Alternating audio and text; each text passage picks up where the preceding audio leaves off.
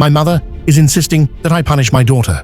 My sister has a very ill-mannered child whom neither I nor my daughter like. Whenever my sister attends a family event, she never looks after her child and expects everyone else, including my daughter, to take care of him. My daughter has complained about this too. She leaves the room whenever her younger child, who behaves like a wild animal, is left alone. I told my daughter not to be bothered by it, so she left the room when my sister left her child unattended to chat with my mother. Her young child pulled the tablecloth, spilling all the food on the floor, and red tomato sauce splattered on my mother's carpet. The child started screaming, and my sister yelled at my daughter. I told my sister that it's her responsibility to look after her own child. She then said she thought my daughter would watch him since she was alone. I asked, "Did you discuss this with my daughter?" She replied that she assumed my daughter was sensible enough to look after the child on her own. My daughter responded, "Maybe my sister should think twice before having a child she can't handle." At this, my mother shamed my daughter and told us to leave her house. After my mother asked us to leave, I felt a mix of anger and frustration.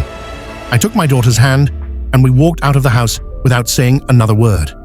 In the car, my daughter was quiet, staring out the window.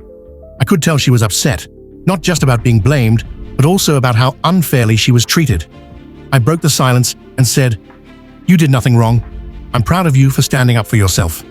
She gave a small nod, but didn't say much. When we got home, I called my sister to clear things up. I told her calmly, but firmly, that she needs to take responsibility for her child's behavior and stop expecting others, especially my daughter, to step in. She got defensive, saying she's overwhelmed as a single mother and thought family events were a place where everyone helps out. I pointed out that help is something you ask for, not assume, and that my daughter isn't her babysitter. The conversation ended with her muttering an apology, but I could tell she wasn't fully convinced. Later, my mother called me, still upset. She said my daughter's comment was disrespectful and that I should discipline her for talking back. I explained that my daughter was only responding to being unfairly blamed for something that wasn't her fault.